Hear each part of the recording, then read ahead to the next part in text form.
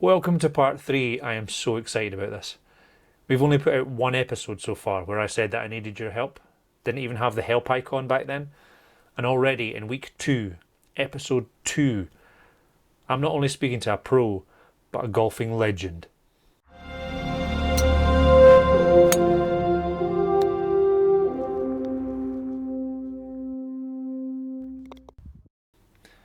He's been called our greatest ever amateur. This man is the highest point scorer for Great Britain and Ireland in Walker Cup history. The only player for Great Britain and Ireland to be on 4 winning Walker Cup sides, beating Tiger along the way. He's won the Eisenhower Trophy and he's one of the oldest winners of the Amateur Championship. He turned pro at 48. He turned pro at 48. He's currently on the Seniors Tour, he has a book out, and he's an MBE. But most importantly, he's also a consultant at the Institute for Golf Education, which is what I need right now. So please welcome Mr. Gary Wolstenholme, MBE. Gary, first of all, thank you so much for doing this. This is absolutely amazing. Obviously, our mutual friend, Mike Windsor, has set this up, so huge thanks to Mike as well. Yeah. And I guess the first question really would be, are you aware of what I'm doing? I know Mike's spoken to you a little bit, but are you aware of the goal like a pro? Yeah, absolutely. The ambition to get down and see how good you can become. It's brilliant. And going from where you are as a sort of a mid-handicap player to see what you can do, I think is admirable. I think it's going to be very interesting because, I would say that certainly the majority of golfers are always looking to try and improve. And if you can find little shortcuts or suggestions as to how they can do it, then you'll be helping literally tens of millions of golfers. So I'm sure there's a lot of aspiration out there to try and improve. Well, that's aim one. Aim one is to try and get in at single figures. That's the first sort of goal that I've given myself, really. Right. And if you're a mid-teen player, very often it's just working practices on the golf course. So in other words, course management, that could make a huge difference to start with. But then it's also the drills and the practice routines that you can do after that to then allow you to become more consistently good. And really, that's all the professionals do. I mean, at the end of the day, they hit bad shots as well. They hit bad shots. It's just what they tend to do more often is turn those bad shots into a par. And it's very often how they then address the next hole, whereas we tend to get into a bit of a tizzy and make things worse and exacerbate. I love how you're saying we, by the way, Gary. I love how you're saying we. Well, we're all in the very, same very boat. generous of you. No. I'm talking to you as though you're a peer of mine, and why not? At the end of the day, we're all golfers, and we're all trying to achieve the same things, which is to improve, become more consistent.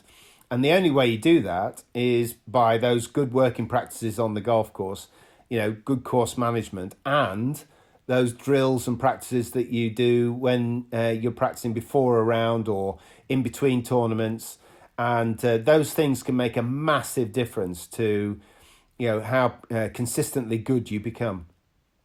I remember we had a very quick chat yesterday to sort of set this up. And you were saying that you thought that course management could shave 5 shots off a handicap? Yeah, 4 to 5 shots, definitely, off a round of golf. But certainly there's no reason at all why you couldn't shave 4 or 5 shots off just by thinking properly on the way round and, making sure that you don't compound a problem with another problem.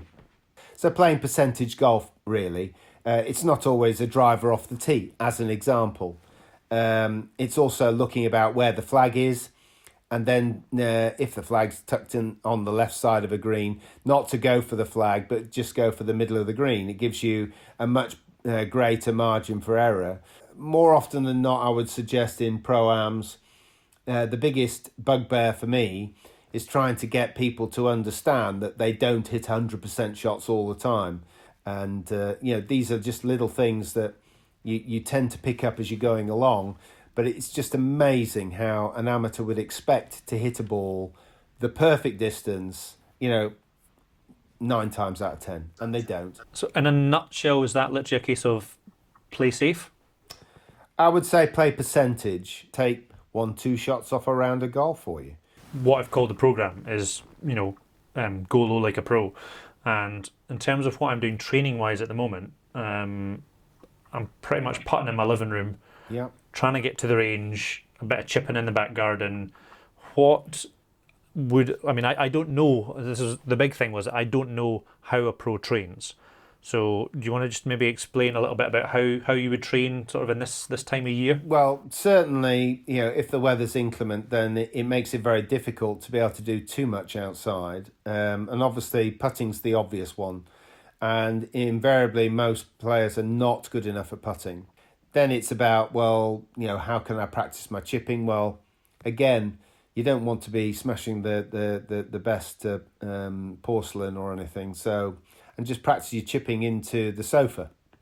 Again, with a proper ball, but it's all about that quality of contact.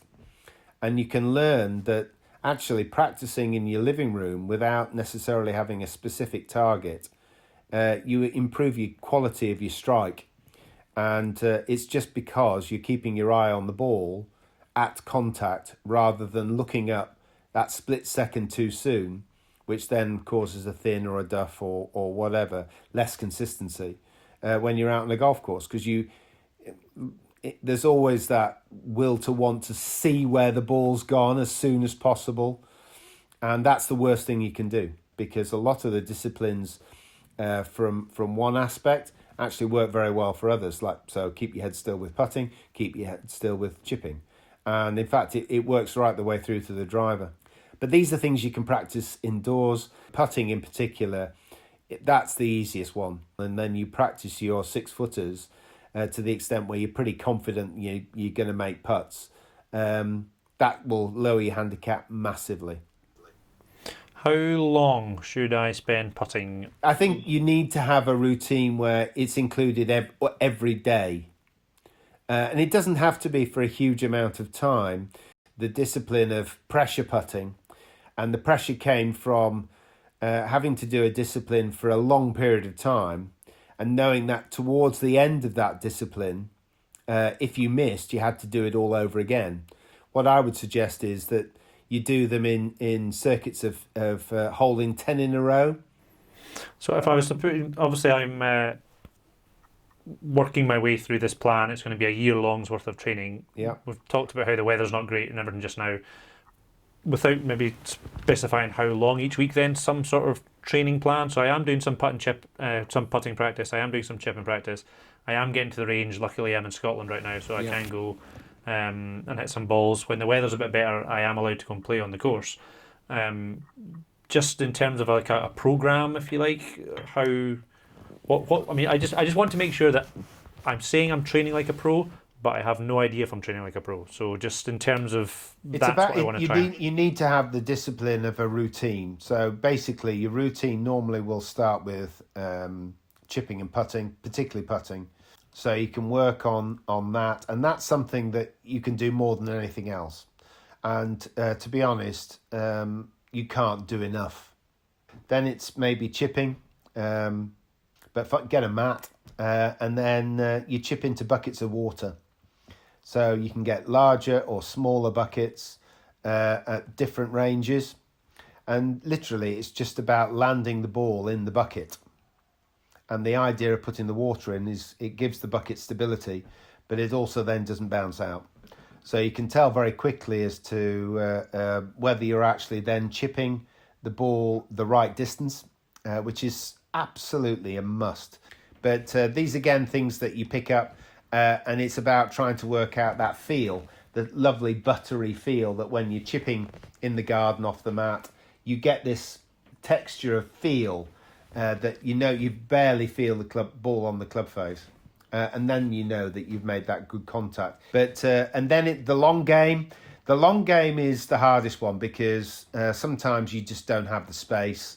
But again, it's just about working on your address position, because if you get your address position right, the rest of the swing tends to sort of filter from that. If you've got a poor address position, then invariably you've got a relatively poor swing. You can then work on things like your grip, which is also super keen, getting that consistency.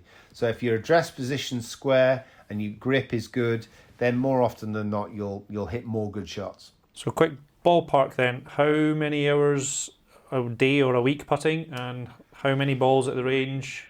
I would say that if you gave yourself half an hour for putting, chipping, probably 15 to 30 minutes, and then long game, probably if you spent an hour hitting balls into a net using the various clubs, going up into, and then maybe having a loosener with maybe a 7-iron or something like that to finish with, in that hour drill, that's more than enough. So these are things that you gauge yourself. But certainly at the moment, if you do half an hour putting, 15 minutes chipping, and maybe 40 minutes, 50 minutes on longer game, that's enough for a day at this time of year. If you're working on these things prior and then you take that to the golf course on the day, more often than not you'll improve your scoring. How often, you talked about getting your coach to kind of look at your swing or whatever, how often should I be having lessons?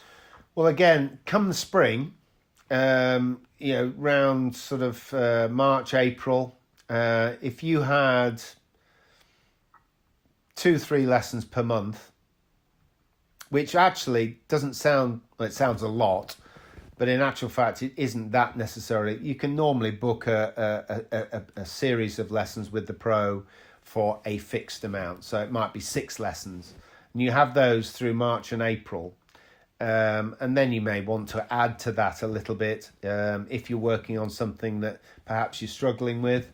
But you really only need, I would suggest 6 lessons in those 2 months.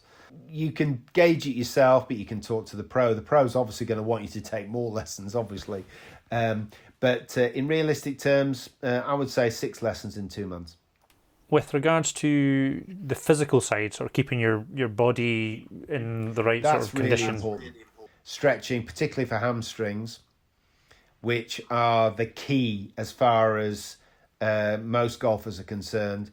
But it's also about stretching and flexibility generally, because that flexibility will allow you to make the turn properly and make the most of what you've got. It's about working on your core, strengthening your core, and obviously there are various ways of doing that. You can go online, but things like plank, sit-ups, leg raises, these are all aspects that you can do at home. As far as all the practice and disciplines of fitness and everything else, it depends on time. And most people haven't got that much time. So it's about working out what's most going to benefit you. And as I said before, putting, great. A little bit of stretching, fantastic. Bit of a fluffy question here. I read you don't like to wear green on the course. Is this a superstitious thing? Yeah. Funny enough, a lot of golfers are very superstitious. A lot. And sportsmen as a whole are very superstitious. Whether it's the right pair of socks or which shoe you put on first, a lucky marker. But wearing green, it's funny. I just think it's slightly unlucky.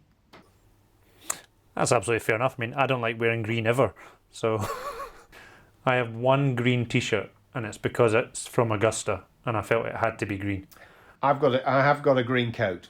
From Augusta, funnily enough, which I've worn maybe twice because I don't want to get it dirty.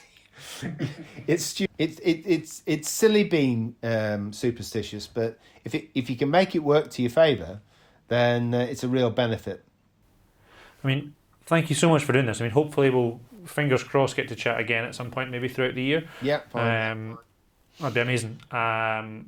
Well, we can then check on your progress as well. Because, exactly, yeah. If you're happy to, I'd love to. You'll probably have 1,001 questions anyway. Once you get going, I find this works and I find that doesn't work for me. And it is about then tailoring that to you as an individual. It is possible to make big strides very quickly, but it's about getting those work processes and mental approach in place to allow you to do that. And it's never easy. Golf is the hardest sport in the world in which to become proficient. I'll ask one last question just to kind of end on a slightly cheerier note.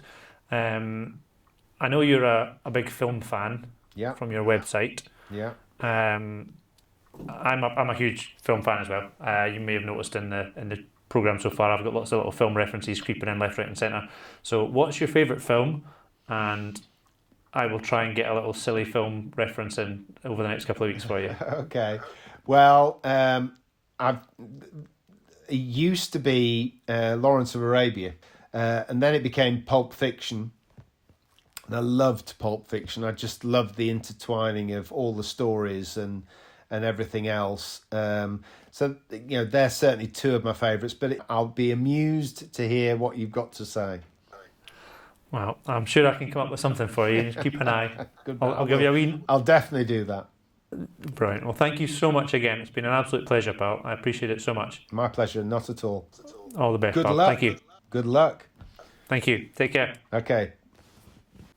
So there you have it. Sounds like I'm kind of along the right tracks, but we'll certainly take a lot of Gary's advice there and put it into practice in the coming weeks. I hope to see you in episode 3. Until then, be good, and if you can't, shout 4.